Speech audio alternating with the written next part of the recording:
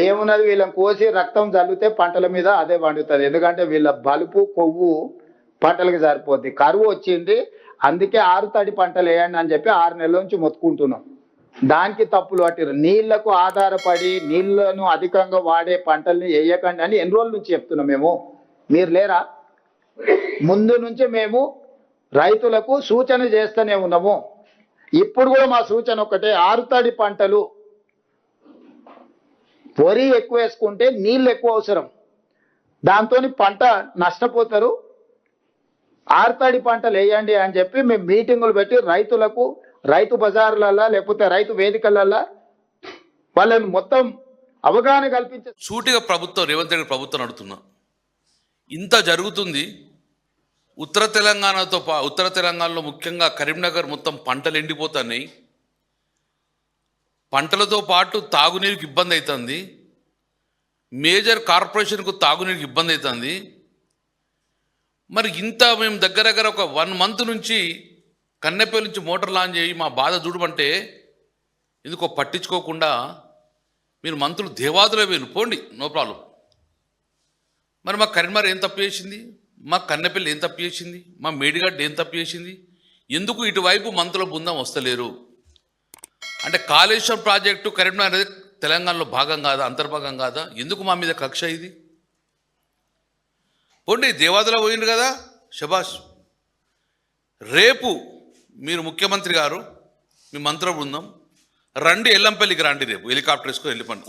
అంట బర్త్డే ఫంక్షన్కి హెలికాప్టర్ పోతారు కదా. ఈరోజు ప్రజల యొక్క ముఖ్యమైన రైతుల ఇష్యూని కాబట్టి, నాట్ ఓన్లీ రైతు ప్రజల ఇష్యూ, ఒక హెలికాప్టర్ వేసుకొని మంత్రుల బృందం ఒక్కసారి మేడిగడ్డ ఒక హాల్టు, దాని నుంచి మీరు ఎల్లంపల్లి కాడ ఒక హాల్టు, ఎల్లంపల్లి నుంచి బిడ్బాన్ ఒక హాల్ట్ చేస్తే మీకు మా బాధలు మేము చెప్పేటప్పుడు అర్థమైతే మీకు కనబడితే కళ్ళపల్లి ఎందుకు మీరు చూడలేకపోతుర్రు? ముఖ్యంగా మేము మళ్ళీ ఒకసారి ఒక 15 రోజుల నుంచి ఇదే ప్రభుత్వం రిక్వెస్ట్ చేస్తూనే ఉన్నాం, భేషజాల గోకండి, ప్రజా ఇష్యూ. మొన్న ధర్నా చేస్తే అందులో ఎక్కువ శాతం కాంగ్రెస్ రైతులంగా వచ్చిండ్రు, బీజేపీ రైతులు వచ్చిండ్రు. దీన్ని భేషజాల గోకని చెప్పి మళ్ళొక్కసారి మిమ్మల్ని ప్రభుత్వాన్ని డిమాండ్ ఏమని చేస్తున్నామంటే, కాళేశ్వరం మేడిగడ్డ భూమి పునాది అప్పుడు నేను ఎమ్మెల్యేగా ఉన్నా. మేడిగడ్డకు కేసీఆర్ గారితోటి పాటు మేడిగడ్డ భూమి పూజ అప్పుడంగా నేను శాసనసభ్యుని. మేడిగడ్డ కంప్లీట్ అయిన తర్వాత నేను ఎమ్మెల్యేగా ఉన్నా. దాని తర్వాత మొట్టమొదటి నీళ్లు మేడిగడ్డ నుంచి ఎత్తిపోసిన తర్వాత ఫస్ట్ నీళ్లు బయటకు వచ్చింది స్లూస్ ద్వారా వచ్చింది, ఆచంపల్లి స్లూస్. మేడిగడ్డ గడ్డ ఎత్తిన నీళ్లు ఆచంపల్లి స్లూస్ ద్వారా 10 గ్రామాలకు నీళ్ళు ఇచ్చినాం. అప్పుడు నేను ఎమ్మెల్యేగా ఉన్నా. ఫస్ట్ నుంచి నేను ఉండబట్టి నాకు అవగాహన ఉంది. కాబట్టి ముఖ్యమంత్రి గారు మీరు 93 ఫ్లో ఉంటేనే మీకు అక్కడ కన్నెపల్లి నీళ్ళు మోటార్ ఆన్ చేయొచ్చు, 97 నడుస్తున్నాయి ఫ్లో. నేనేమంటున్నా, ఒక్కసారి మీ బృందాన్ని పంపిండి, మేమడం వస్తాం. మా ముందట మీరు మోటార్ లాంచ్ చేసే అవకాశం ఉంటుంది, దయచేసి మీరు పంపండి. మీరు అన్నారు కదా మేడిగడ్డ మీరు రిపేర్ చేయమన్నామని, మీరు మేడిగడ్డ రిపేర్ చేయకున్నా పర్లేదు, కిందికి ఫ్లో వాటర్ పోతున్నా మంచి, రోజు ఒక 9 TMC నీళ్ళు పోయినా పర్లేదు, మాకు ఇబ్బంది లేదు.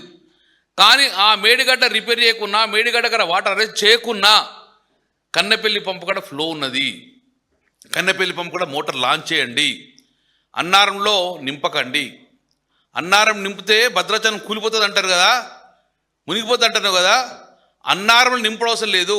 అన్నారంలో వేసుకుంటూ సుందిళ్లకు మళ్ళీ లిఫ్ట్ చేసుకుంటూ సుందిళ్ళ నుంచి మీరు ఎల్లంపల్లి దాకా నీళ్ళు తీసుకురండి.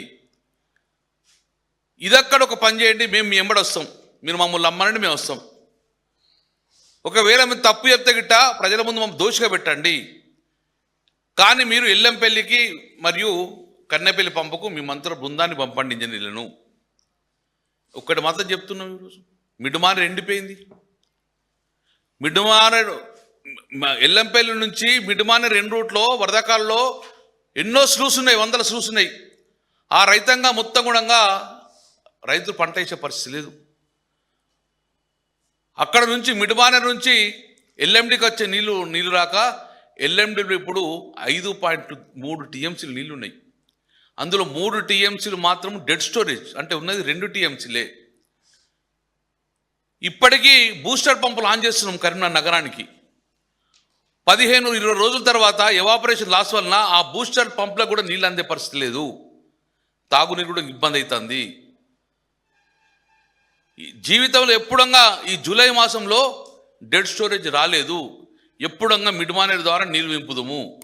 కానీ ఈరోజు తాగునీరుకి ఇబ్బంది అవుతుంది, సాగునీరుకి ఇబ్బంది అవుతుంది. ఎందుకు బేషాలు కోతురు? ఎందుకు మా మీద కక్ష? కాబట్టి మేము రేవంత్ రెడ్డి గారిని, మీకు ఎవరు సలహాలు ఇస్తుండ్రో, ఎవరు మీకు రాంగ్ డైరెక్షన్ ఇస్తుండ్రో ఇవన్నీ తప్పు. మీరు రండి, రేపు మీ బృందం ఒక హెలికాప్టర్స్కి రండి, మమ్మల్ని రమ్మనండి. కన్నెపెల్లికల మోటార్లు ఆన్ చేసే అవకాశం ఉన్నది. దాన్ని ఇమ్మీడియట్గా మీరు అన్నారం నింపండి. అన్నారం కూలిపోదు, మా గ్యారంటీ. మేము కూడా సివిల్ ఇంజనీర్ చదువుకున్నాం. మేము అన్నారంలో 2 TMCలు నీళ్ళు వాగానే మీరు మళ్ళీ లిఫ్ట్ చేసే అవకాశం ఉన్నది. సుందీల నుంచి డైరెక్ట్ ఎల్లంపల్లికి అవకాశం ఉన్నది. ఎల్లంపల్లి నుంచి క్లియర్గా ఉన్నది. ఎక్కడ రిజర్వ్కి ఇబ్బంది లేదు. కాబట్టి ఎక్కడన్నా అన్నారంలో కూలిపోతే మేమే బాధ్యత వహిస్తాం. కాబట్టి ప్రజలకు, రైతులకు ఇబ్బంది చేయకండి. రైతాంగాన్ని మొగులకే చూస్తున్నారు, ఆకాశంపై బూస్తున్న వర్షం వస్తా అని. ఎల్లిలో ఉంటుంది చెప్పినా కూడా ఇప్పుడు రైతులు పంట వేసే పరిస్థితి లేదు. దయచేసి చెప్తున్నాను, బేసిజాలకోకండి. రైతులు చాలా ఇబ్బందులు ఉన్నారు, ప్రజలు ఇబ్బంది ఉన్నారు. మేము ఎండాకాలం మండు టెండల్లో కరీంనగర్ నగరంలో కేటీ రామారావు గారు ఛాన్స్ చేశారు. కరీంనగర్ నగరంలో ప్రతిరోజు వాటర్ ఇచ్చిన ఏకైక కార్పొరేషన్. డైలీ వాటర్ పేరు మీద కరీంనగర్ నగరంలో మేము డైలీ వాటర్ ఇచ్చినాం.